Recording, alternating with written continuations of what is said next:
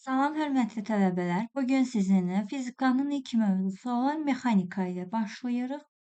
Mexanikanın ilk bölməsi kinematikanın əsaslarıdır və bu gün izah edəcəyimiz mövzu düzxətti bərabər sürəti və dəyişən sürətli hərəkət mövzusu olacaq. Əvvəlcə biz baxmalıyıq ki, bilməliyik ki, mexaniki hərəkət nədir? Mexaniki hərəkət zaman keçdikcə cismin fəzada başqa cisimlərə nəzərən vəziyyətinin dəyişməsidir. Buna bir çox təbiətdən nümunələr göstərmək olar. Məsələn, avtomobilin hərəkəti, təyyarənin, quşların hərəkəti və yaxud da insan A nöqtəsindən B nöqtəsinə doğru hərəkət edirsə, bu da mexaniki hərəkətin bir növü sayılır. Kinematika nədir? Kinematika mexanikanın bir bölməsidir və hadisələri, hərəkətləri, onu doğuran səbəbləri araşdırmadan öyrənən bir bölmədir. Necə izah edə bilərik? Avtomobil mövzusuna baxaq. Məsələn, avtomobil hərəkətə başlayır. Bu zaman o avtomobilin niyə hərəkət etdiyini öyrənmirik biz. Daha doğrusu necə hərəkət etdiyini, ona nələrin təsir etdiyini öyrənmirik. Bizə o avtomobilin hansı sürətlə getdiyi lazımdır, hansı məsafəni getdiyi lazımdır, hansı və yaxud da zaman müddətində hərəkət etdiyini öyrənmək lazımdır. Bunu da kinematika öyrənir. Mexaniki hərəkətin biz bilirik ki, 3 növü vardır. İrəliləmə hərəkəti, fırlanma hərəkəti və rəqsi hərəkət.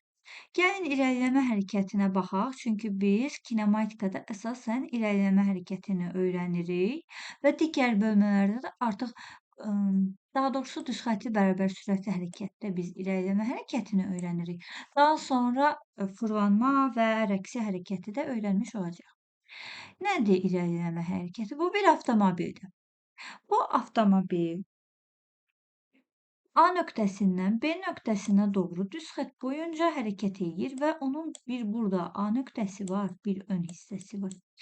Bir də burada B nöqtəsi var, B hissəsi vardır. Baxın, bu avtomobil bu şəkildə hərəkət elədi və bu nöqtəyə gəldi. Baxın, avtomobilin A və B nöqtələri fərqli şəkildə hərəkət etmir ki. Məsələn, bu A nöqtəsi gəldi bura, tutalım 10 metr gəldi. B nöqtəsi də həmçinin eyni qədər hərəkət edəcək və üçüncü tərəfə də gedəndə yenə eyni nöqtələr eyni cür hərəkət edəcəklər. Fərqli hərəkət olmayacaq. Burada biz deyirik ki, bütün nöqtələri eyni cür hərəkət edən cismə, daha doğrusu cismin hərəkətinə irəliləmə hərəkəti deyirik. Fırlanma hərəkətinə nələri nümunə göstərmək olar? Məsələn, təkər, tutalım avtomobilin təkərinin hərəkəti fırlanma hərəkətidir. Rəqsi hərəkətdə də yələncəyi nümunə göstərə bilərik. Yələncəyi itələyirik və o aşağı, yuxarı, eyni periodla davam edən hərəkətlər icra etdirir. Kinematikanın əsas anlayışları vardır. Həmin anlayışlara biz nəzər yetirib, bunlar nələrdir? Maddi nöqtə, yer dəyişmə, gedilən yol, zaman və sürət. Maddi nöqtə nəyə deyir? Verilmiş şəraitdə ölçüsü və forması nəzərə alınmayan cismə maddi nöqtə deyilir. Məsələn, bir nümunə göstərək. Biz təyyarənin yanına gedirik və təyyarə görürük ki, çox böyükdür, düzdürmü? Təyyarənin ölçüləri çox böyükdür. Amma bir də biz məsələn buradayıq, burada dayanmışıq. Təyyarə də yuxarıdadır. Biz o təyyarəni nöqtə kimi görürük. Baxın, bu zaman təyyarə yerdə duran insana nəzərən maddi nöqtə hesab olunur. Aydın oldumu? Maddi nöqtənin daha sonra hesablama cismi və hesablama sisteminə baxırıq. Hesablama cismi nəyə deyilir? Maddi nöqtənin hərəkətini, bu təyyarə dedik biz, təyyarənin hərəkətini hansı cismə nəzərən öyrəniriksə, həmin cismə hesablama cismi deyilir. Biz təyyarədən danışdıq. Təyyarə havadadır, insan da yer üzündədir. Təyyarənin ölçüsü insanın nəzərən öyrənilir, insanın baxış bucağına görə öyrənilir. Bura biz o zaman deyirik ki, burada hesablama cismi mövcuddur. Hesablama cismi, koordinat sistemi və saat ümumilikdə hesablama sistemi adlanır. Biz ümumilikdə bu mexanika bölməsində funksiyalardan koordinat sistemindən istifadə edəcəyik. Bura x oxudur, bura y oxudur. Bilirsiniz, fəza üç ölçü sistemidir, amma biz öyrənəndə üçüncü ölçünü, z ölçüsünü nəzərə almayıb x və y iki ölçünü nəzərə alıb buna görə hesablamalar aparacağıq. Ümid edirəm ki, bu hissəyə qədər hər şey aydındır. Bir də baxırıq trayektoriya, yer dəyişmə, bir də yol məsələsinə. Trayektoriya sadədir. Gəlin bir bəsit nümunə üzərindən izah edək. Elə adam qalsın burada, gələni silək. Qələmi götürək. Deyək ki, bu şəxs, bu insan bu nöqtədən hərəkətə başlayır. Başlayır, gəzir, gəzir, gəzir. Belə gəzir, bu nöqtəyə çatır. Cisim və yaxud da şəxs fərqi yoxdur. Yeriyərkən, gəzərkən, hərəkət edərkən müəyyən bir iz salır. Baxın, bu izə, bu xəttə trayektoriya deyilir. Məsələn, bunu daha sadə necə izah etmək olar? Avtomobilin palçıqlı yolda buraxdığı izin özü trayektoriya adlanır. Qeydlər götürə bilərsiniz mən belə tərifləri verdikcə. Cismin hərəkəti zamanı cızdığı xətt trayektoriya adlanır. Aydın oldu mu? Baxın, insan buradan yola çıxdı, bu qədər yol gəldi, çatdı B nöqtəsinə. Müəyyən bir məsafə qət edib də, düzdürmü? Tutalım deyək ki, 30 metr yol gedib. Baxın, elə deyəndə də sözü içində dedim. Baxın, bu trayektoriyanın, bu cızılan xəttin uzunluğu gedilən yol adlanır. Gedilən yol S hərfi ilə işarə olunur. Bir də vardı yer dəyişmə. Yer dəyişmə də S hərfi ilə işarə olunur, amma başından ox işarəsi qoyuruq. İndi birazdan deyəcəm niyə ox işarəsi olur. Və yer dəyişməyinin uzunluğun, daha doğrusu gedilən yolun fərqi nədir? Baxın, görürsünüz, trayektoriyanın uzunluğu gedilən yol adlanır. Yer dəyişmə isə cismin hərəkətə başladığı nöqtə ilə onun son nöqtəsini birləşdirən istiqamətlənmiş düz xətt parçasıdır. Baxın, bunu diqqətlə yadınızda saxlayın. İstiqamətlənmiş düz xətt parçasına yer dəyişmə deyilir. Yer dəyişmə vektorial kəmiyyətdir. İndi izah edəcəm vektorial və skaler kəmiyyətlər nə deməkdir. Gedilən yol isə skaler kəmiyyət. Vektorial kəmiyyətlər başında ox işarəsi ilə göstərilir. Aydın oldu mu? Bir də belə bir məsələ var. Testlərdə tez-tez düşür, olur bu sual. Bizim test toplusunda da başlarda olmalıdır. Skaler kəmiyyət, daha doğrusu, yəni gedilən yol sıfır ola bilməz. Baxın, cisim buradan hərəkətə başladı, bura gəldi. Sıfır olmadı ki. Lap istəyir 1 millimetrdə getsin. Onun fərqi yoxdur. Müəyyən bir məsafə, çox cüzi də olsa məsafə qət etdiyi üçün sıfır olmur. Amma yer dəyişmə sıfır ola bilər. Necə? Gəlin nümunə üzərində izah edeyim. Görəcəksiniz ki, necə sıfıra bərabər ola bilir.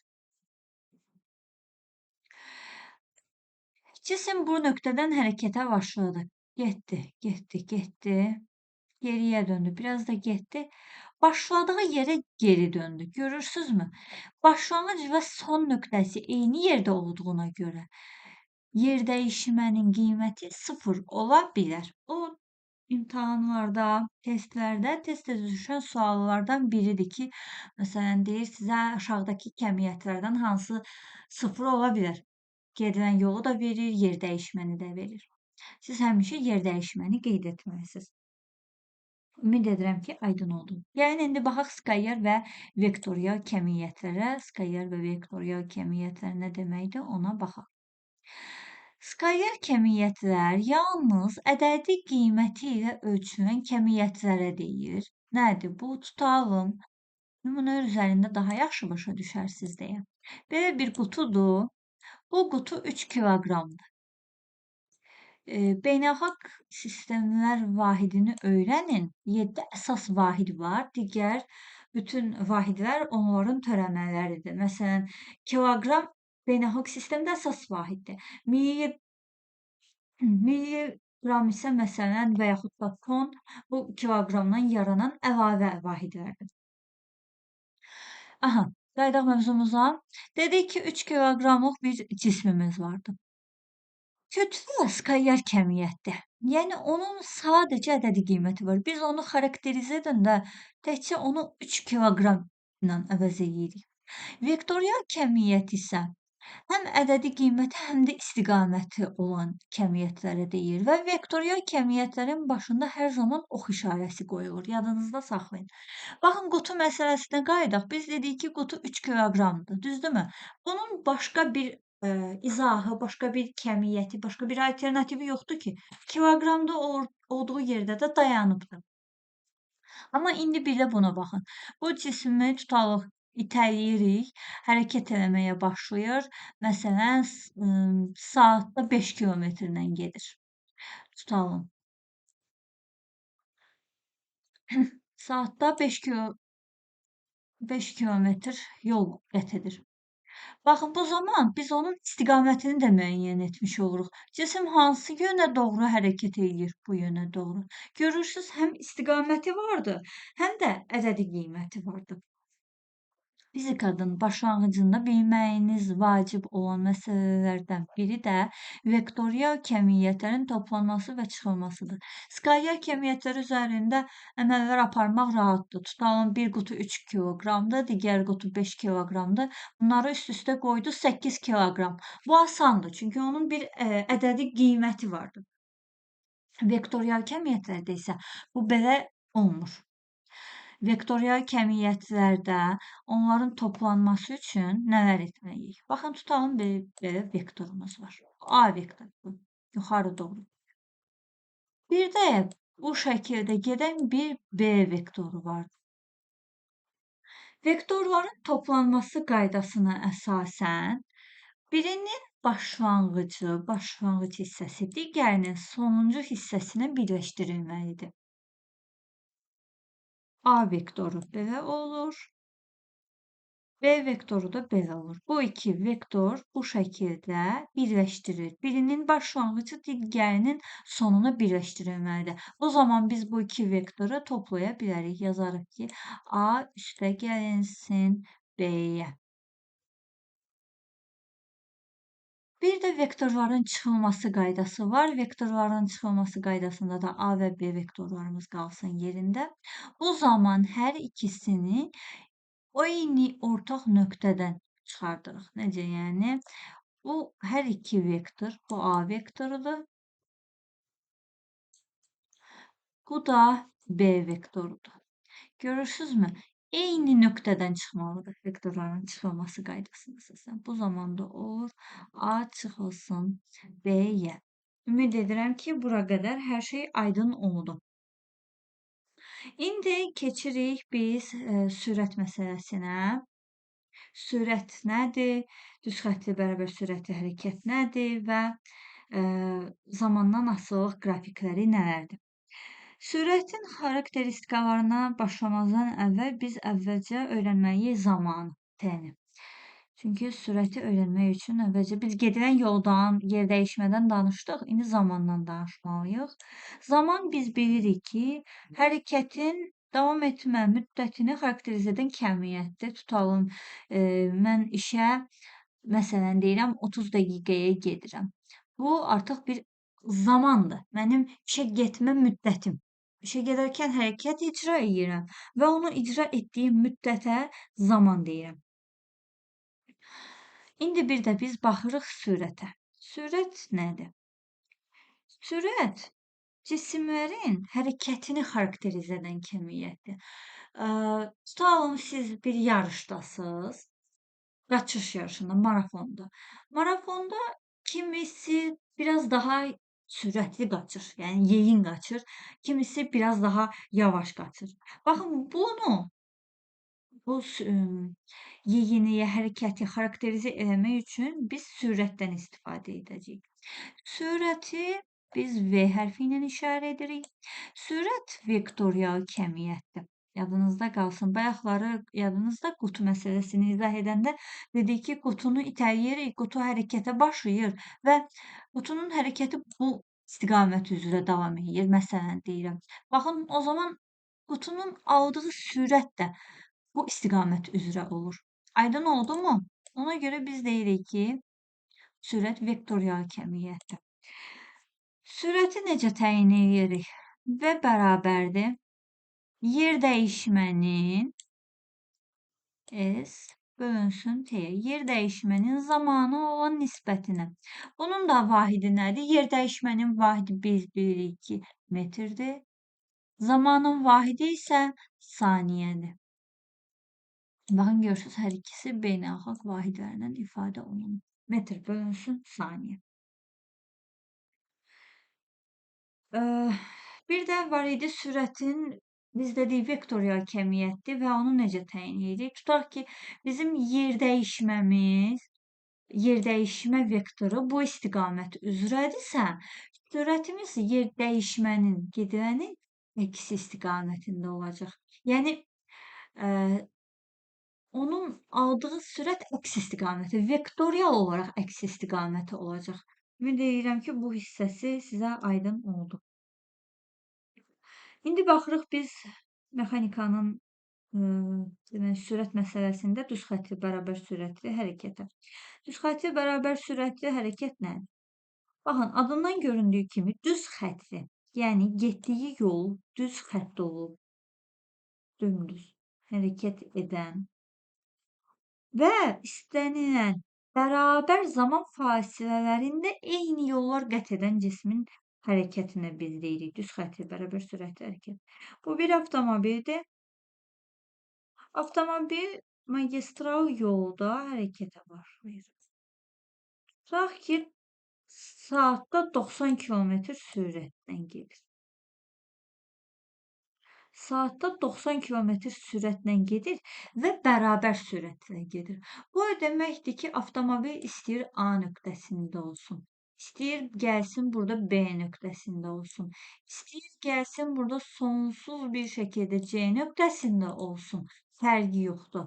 İstənilən zaman fasiləsində eyni bərabər sürətini qoruyur. Hər yerdə sürəti artıq 90 olacaqdır. Üzr sayın, mən bir cihazı kompüterə taxdım. 2 dəqiqə gözləyən ki, zaryadkası ölməsin.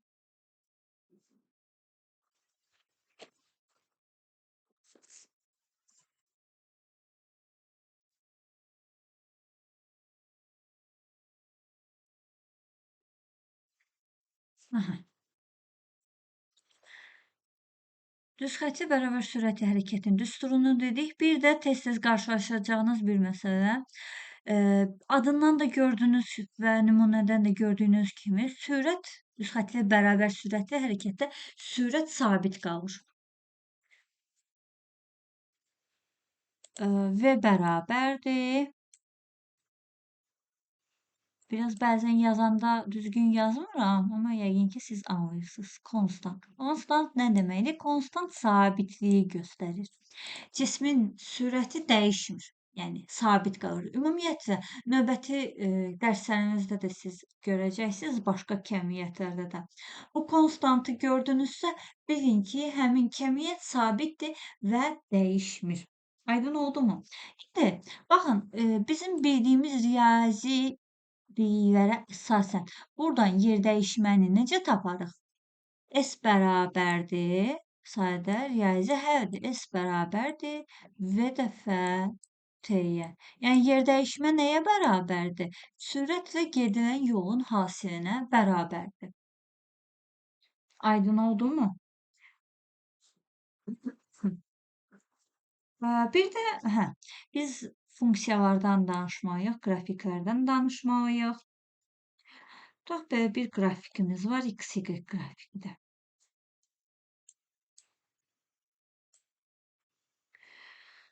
X oxudu, bu da Y oxudu. Biz hərəkəti bu X, Y oxuna nəzərən öyrənirik. Bunlara görə öyrənilir. Cisim X oxu üzərində hərəkət edir. Yəni məsələn, buradaydı, sonra ya da məsələn buradaydı A nöqtəsində. Bura 1 olsun, burada 5 olsun. Bu nöqtə üzrə, bu iki nöqtə üzrə hərəkət eləyir. Bu zaman biz yerdəyişmənin x oxu üzərindəki proyeksiyasını necə hesablaya bilərik? Baxın, yerdəyişmə nə demişdik? Demişdik, başlanğıc və son nöqtələri birləşdirən istiqamətlənmiş düz xətt parçasıdır. X oxu üzərində də hərəkət edir, 1-dən 5-ə qədər gəlir. Proyeksiya da onun kölgəsidir də, yəni onu aşağı buradan belə birləşdirəndə 40-40 oxlarla, üzr istəyirəm. 40-40 oxlarla birləşdirəndə gəlir bura düşür. İndi bura 5 olmasa məsələn 4 olsun. Bu zaman yerdəyişmənin x oxu üzərindəki proyeksiyası S bərabərdir. Baxın, nə olacaq? Axırıncıdan birincini çıxacaq ki, bunun uzunluğunu tapaq. Olacaq x çıxılsın x 0.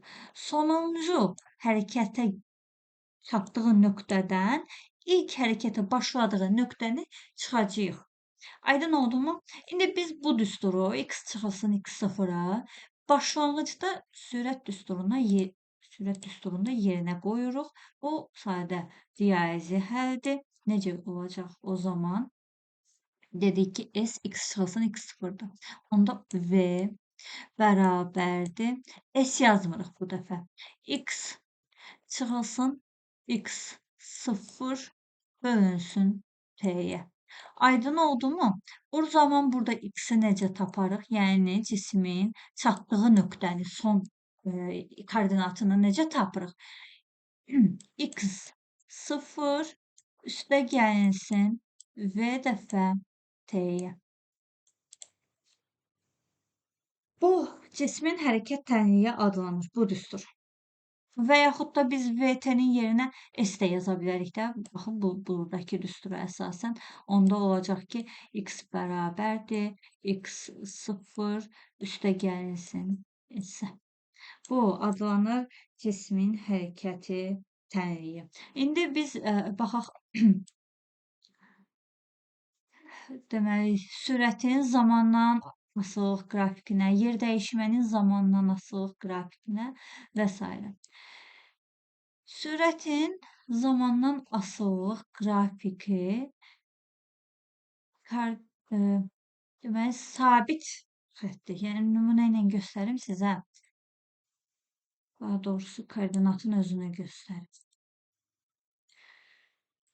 Baxın, bu V oxudur, bu T oxudur. Sürətin zamandan asılılıq qrafiki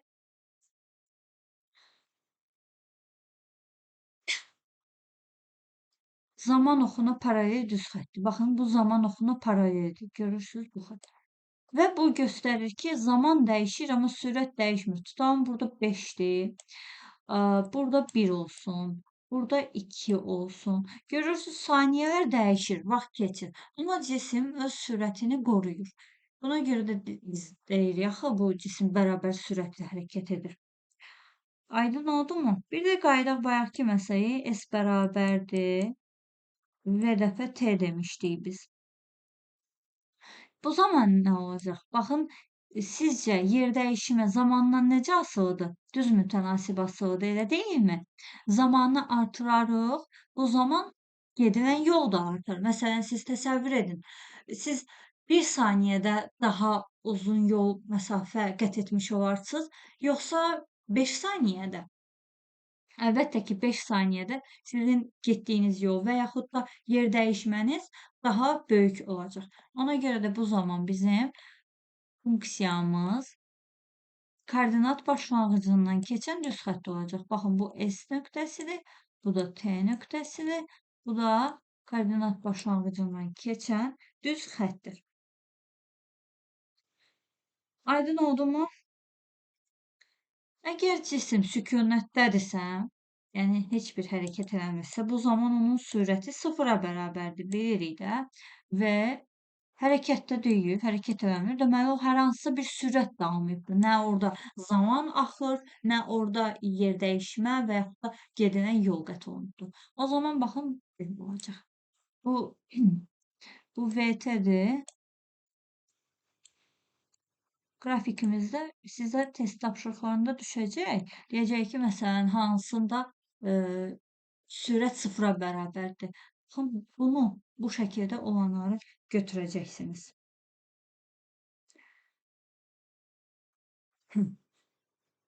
Bir də biz gedilən yolu, daha doğrusu sürəti həm yer dəyişmə, həm də üzr istəyin. Biz sürəti həm yer dəyişməyə, həm də yolla da ifadə edə bilərik. O zaman biz necə onu ifadə edirik? Əgər sürətimiz vektorial kəmiyyət olaraq deyil də, biz sadəcə onun ədədini hesablamağa çalışırıqsa, onun istiqamətini müəyyən etmirik. Sadəcə ədədi olaraq müəyyən etməyə çalışırıq ki, bu cismin sürəti nədir? O zaman biz gedilən yoldan istifadə edəcəyik. Gəlin necə? Tutalım ki, bu cisim A nöqtəsindən hərəkətə başlayıb və B nöqtəsinə çatıbdır. A-dan B-yə gəlmə sürəti 10 saniyədir. Tutalım. 10 saniyəyə A nöqtəsindən B nöqtəsinə gəlibdir. Və baxın bu trayektoriyada cızdığı xəttdir və gedilən yoldur. Bu gedilən yolda tutalım ki 30 metrdir. 30 metri 10 saniyəyə gedib. O zaman bu cismin sürəti nə olacaq? Gedilən yolun zamanı nisbətini olacaq 3 metr bölünsün saniyə. Nə deməkdir 3 metr bölünsün saniyə? Bu göstərir ki, cisim 1 saniyədə 3 metr yol qət edibdir. Aydın oldumu? Və yaxud da ümumiyyətlə sizə soruşan da ki, metr bölünsün saniyənin mahiyyəti nə deməkdir? Deyirsiniz ki, cismin 1 saniyədə qət etdiyi yol sürət adlanır. Ümid edirəm aydın oldu. İndi gəlin biz dəyişən sürətli hərəkətə də baxaq. Ondan sonra dərsimizi yekunlaşdıraq. Növbəti dərsdə artıq təcrübə baxacağıq, təcrübəyə aid olan məsələ, misalları, tapşırıqları icra edəcəyik. Nədir dəyişən sürətli hərəkət? Biz düzxətti bərabər sürətli hərəkətdə demişdik ki, bərabər zaman fasilələrində eyni yol gedən cismin hərəkətinə düzxətti bərabər sürətli hərəkət deyirik. Amma bu zaman deyəcəyik ki, bərabər zaman fasilələrində müxtəlif yer dəyişmələri icra edən cismin hərəkətidir. Məsələn, tutalım metroda. Siz metroda gözləyən zaman görürsünüz ki, qatar gəlir. Amma yavaşlamağa başlayır. O zaman onun sürəti dəyişir axı. O sabit sürətlə hərəkət eləmir. Yavaşlamağa başlayır. Tutalım onun normalda getdiyi sürət 30-dursa, dayanacağa çatanda tam dayanması üçün sıfıra çatmalıdır axı. Yavaş-yavaş o başlayır sürətini azaltmağa. Baxın, buna biz deyirik dəyişən sürətli hərəkət. Və yaxud da bir yol gedirsiniz, avtomobillə məsələn yol gedirsiniz. Tutalım, elə məhəllələr var ki, orada sürət 40-dır. Siz sürəti 40-a çatdıra bilirsiniz. 40-dan yuxarıya çıxa bilməzsiniz. Həmin məhəlləni çıxandan sonra sürəti məsələn 70-ə, 80-ə, 90-a qaldıra bilirsiniz. Və qaldırırsınız da. Məsələn, 40-dan 70-ə, 80-ə, 90-a qaldırırsınız. O zaman həmin cisim, həmin avtomobil dəyişən sürətli hərəkət icra eləyir. Dəyişən sürətli hərəkəti xarakterizə etmək üçün biz orta sürət anlayışından istifadə edirik. Orta sürət anlayışı nədir? Gəlin belə yazaq. Orta sürət, baxın V orta yazırıq. V orta bərabərdir. Bu dəfə L qoyacaq. S yox, L qoyacaq. L bölünsün T-yə. Nə deməkdir bu? Cisim hərəkət edən zaman ümumi yolun o zamanı olan nisbəti yola görə orta sürət adlanır. Tutalım ki, cisim birinci saniyədə tutaq ki, 5 metr yol qət edibdir. İkinci saniyədə 6 metr yol qət edibdir. Üçüncü saniyədə baxın görürsüz sürətlər həm zaman dəyişir, həm də onun getdiyi yol, qət etdiyi məsafələr dəyişir. Amma bərabər sürətlə hərəkətlənəcəkdi. Bərabər zaman fasilələrində eyni qədər yol qət eləyirdi. Məsələn, 1 saniyədə 5 metr yol gedirdi. İkinci saniyədə 5-5-10 metr. Yəni sabit şəkildə hərəkət edirdi. Amma dəyişən sürətli hərəkətdə müxtəlifdir. 1 saniyədə məsələn 5 metrdə yol gedə bilər, 2 saniyədə 6 metrdə yol gedə bilər, 3 saniyədə tutalım ki, məsələn deyim 10 metr yol gedibdir. O zaman bunun sürətini necə tapırıq?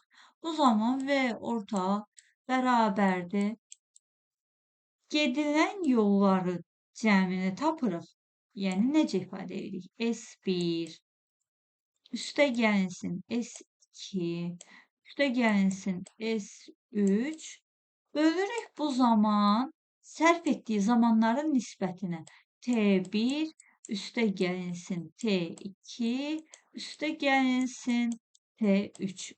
Məsələn, mən 3 dənə başlanğıc üçün 3 dənə nümunə göstərdim. Bu sonsuza qədər, S-nə qədər və T-nə qədər davam edə bilər. İndi yerinə qoyuruq. Biz dedik 5, 6, 10 edir 21.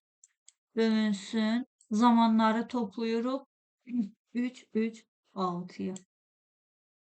Bizdə alınır 21 bölünsün 6. 7 bölünsün 2, 3,5'e. 3,5 metr bölünsün saniye sürətlə hərəkət edir. Bu onun orta sürəti adlanır. Aydın oldu mu dostlar? Bir də bunu biz yola görə tapdıq da, gedilən yola görə. Bir də bunu yer dəyişməyə görə də taparıq. Yer dəyişməyə görə də artıq bilirsiniz ki, başında vektor işarəsi qoyulur və orta bərabərdir. Bu zaman S1 üstündə xətt, üstə gəl S2 üstündə xətt dediyim onun vektor olduğunu göstərir. S3 üstəgəl bunu belə ifadə edək ki, beləsiz nöqtə, nöqtə, nöqtə sonsuza qədər davam edə bilər. Üstəgəl bölünsün T1 plus T2 bölünsün T3'ə.